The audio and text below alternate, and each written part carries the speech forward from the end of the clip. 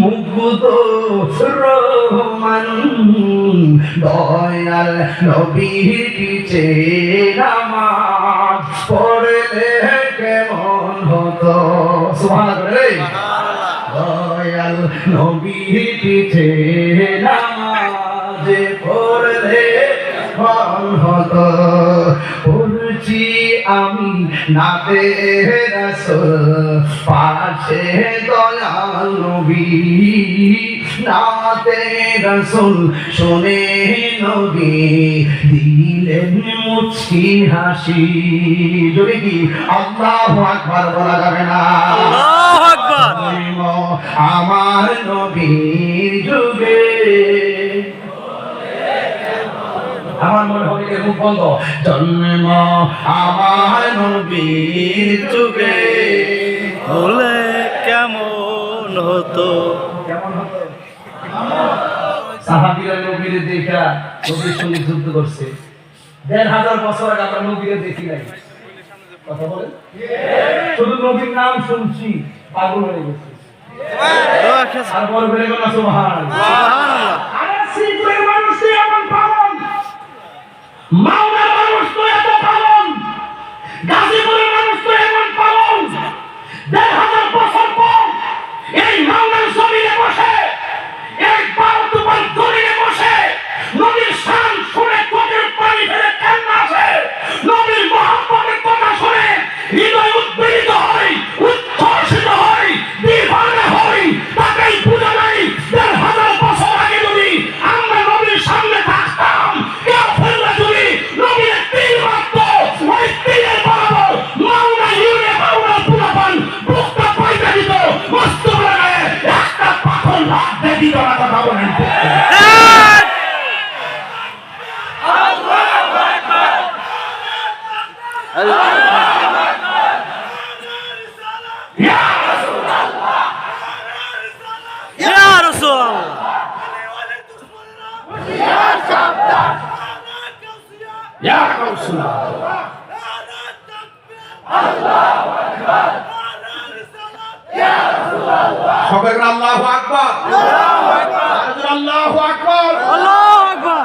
রাসূল বলছেন পৃথিবীতে এমন কিছু উম্মত এরা আসে না এরা আসবে এদের সম্মান আল্লাহ অনেক বাড়াই দিবে তোমরা আমরা দেখতে পাগল হইছো ওরা না দেখতে পাগল হয়ে যাবে আনতা মামান আহাবাত্তা তুমি যাকে ভালোবাসবে রাসূল বলছেন তার সাথেই তোমার জান্নাত হবে সুবহানাল্লাহ আপনি আমি একটু ওয়াজে শুরুতে বলছিলাম আপনি আমাকে ভালোবাসবেন কণ্ঠ শুনে ভালোবাসবেন আপনি আমাকে ভালোবাসবেন আমার চেহারা দেখে ভালোবাসবেন আমার হুঙ্কার শুনে ভালোবাসবেন না আপনি আমাকে ভালোবাসবেন আমি আপনাকে ভালোবাসবো একজনের জন্য তিনি কে আল্লাহ ওয়াজাবাত মুহাব্বাতিল মুতাহাব্বিনা ফিয়া আল্লাহ বলেন ওই বান্দাকে মহব্বত করা আমার উপরে ওয়াজিব হয়ে যায় যে বান্দাটা আরেক বান্দাকে আমি আল্লাহর জন্য ভালোবাসে সুবহান আচ্ছা আল্লাহর জন্য ভালোবাসে এই বিষয়টা কেমন দোস্ত নামাজ পড়ছো আলহামদুলিল্লাহ লাইক ইউ ওকে এই যে সে নামাজ পড়ছে আপনি ভালোবাসি মূলত ইবাদতটা কার আল্লাহ এই যে এইভাবে রাসূলুল্লাহকে ভালোবাসেন নাত রাসূল পড়ছি আপনারা স্লোগান দিয়ে দিবেন এটা নবীর জন্য আমাকে ভালোবাসছেন আমি আপনাদেরকে ভালোবাসি এই যে ভালোবাসাবাসী মানুষগুলো রাসূল পাকের পাশাপাশি থাকবে ঠিক আর বড় কেন আল্লাহু আকবার বলেন কেন আল্লাহু আকবার নবীর সঙ্গে জান্নাতে থাকতে চাই কি চাই না যদি চান তাহলে মা বাবার খেদমত না করি এখন ঈমানটা তাজা করেন কি তাজা করবেন ঈমানটা তাজা করেন রাসূল পাক কবরের উপর থাকলো কবর ভিতরে দেখার ক্ষমতা আছে না নাই আছে সত্যি বিশ্বাস করতেছেন এই আকীদা কি আপনার আছে আল্লাহ বলেন ইন্নাল্লাহা ইউসমিউ মান ইয়াশা আল্লাহ যারে ইচ্ছা করে কবরের আযাবের আওয়াজ শুনবার তৌফিক দান করেন সুবহানাল্লাহ বলেন না সুবহানাল্লাহ আল্লাহর হাবিব অনেকগুলো কবর দেখলেন দেখে কি কাঁদলেন না হাসলেন আনন্দিত একটা কবর দেখে রাসূল কাঁদলেন সাহাবায়ে কেরাম বলেন ইয়া রাসূলুল্লাহ সব কবর দেখে হাসলেন একটা কবর দেখে কাঁদলেন কেন রাসূল বললেন হে সাহাবীরা ব্যাখ্যা করব না তাড়াতাড়ি বাজারে যাও বাজারে গিয়ে এলান করে দাও এই গুরুস্থানে যত মানুষ শুয়াইছে তাদের পরিবারের জন্য প্রত্যেকের কবরের পারে এসে দাঁড়ায় যখন এলান করছে নতুন গুরুস্থান সবাই কবরের পারে দাঁড়াইছে আর সাহাবায়ে কেরাম চিন্তা হলো যে যেই কবরগুলো দেখে রাসূল হাসছেন এটা দরকার নাই যেটা দেখে কাঁদছেন এই কবরের পারে কে দাঁড়ায় এটা আমরা দেখব আল্লাহর হাবিব গুরুস্থানে গেলেন সাহাবায়ে কেরাম গিয়ে অপেক্ষা করতেছেন যে ওই কবরটার পাশে কে আসে যে কবরটা দেখে রাসূল কান্না করেছেন, কিন্তু হঠাৎ করে দেখলেন একটা লোক আসছে, এবার জীর্ণ শীর্ণ মুরব্বী মহিলা লাঠিটা বর করে করে ওই কবর পাড়িতে দাঁড়াইছে। তখন আল্লাহর হাবিব কাছে আইসা বললেন, মা। বলেন কি বলছেন? বলেন না কি বলছেন? ডাকটা কি কষ্টের না মায়া? আর যদি বলেন না সারা পৃথিবী চ্যালেঞ্জ করলাম, আপনি সারা দুনিয়া ঘুরে এসে বলবেন একমাত্র মধুমাখা ডাক মায়ের ডাক। এই পৃথিবীতে মায়ের বিকল্প কিছু নাই। খারাপ ফুফু মায়ের মতো, জান্নাতের চাবি আমার মা। ঠিক কিনা বলেন? আল্লাহ রাসূল পিছন দিকে বলেন, মা। লাঠিটা ঘুরে বলেন, ইয়া রাসূলুল্লাহ, আপনি ডেকেছেন তাই এসেছি। মা এই কবরের পাশে দাঁড়িয়েছেন, এই কবরের গলার সাথে আপনার কি সম্পর্ক? মা বললেন, ইয়া রাসূলুল্লাহ, এটা আমার সন্তান। তো রাসূল বলেন, মা আপনি কি জানেন আপনার সন্তানটা কবরে কেমন আছে? মহিলা বলেন, আল্লাহ এবং তার রাসূল ভালো জানেন। সুবহানাল্লাহ। রাসূল বললেন, মা আমি দেখতেছি সব কবরের মানুষ জান্নাতের গালিচায় ঘুমাইতেছে, আর আপনার সন্তানটা আগুনের গালিচার মধ্যে চিৎকার করতেছে। আচ্ছা, এই কথা শুনলে মহিলার কষ্ট লাগে না সুখ লাগে? কিন্তু মহিলাটা এই কথা শুনে মুচকি মুচকি হাসতেছে।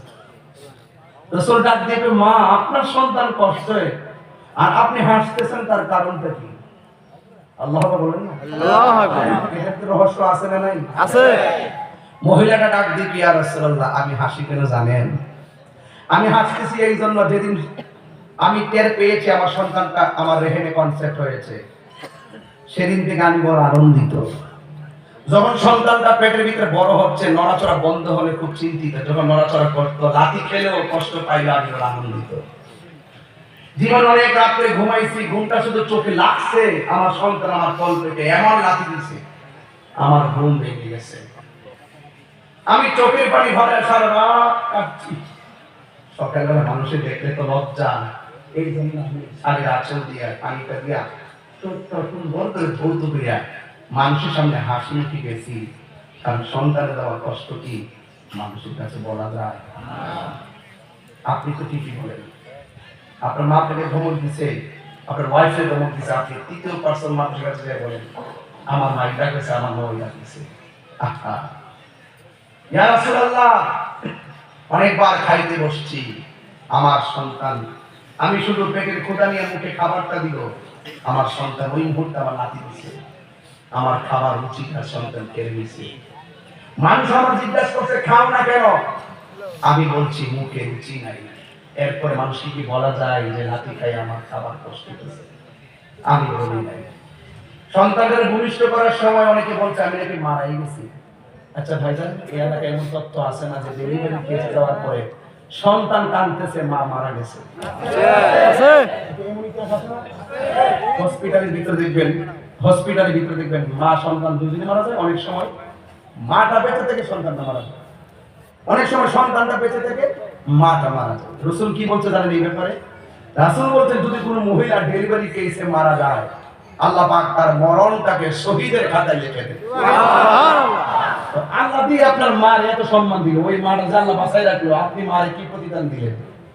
এই জন্য রাসূলকে বলতেছেন, ইয়া রাসূলুল্লাহ, আমার সন্তানটা ভূমিষ্ঠ হওয়ার সময় অনেকে বলছে আমি নাকি মারাই গেছি, আল্লাহ আমার বাঁচাই রাখছে।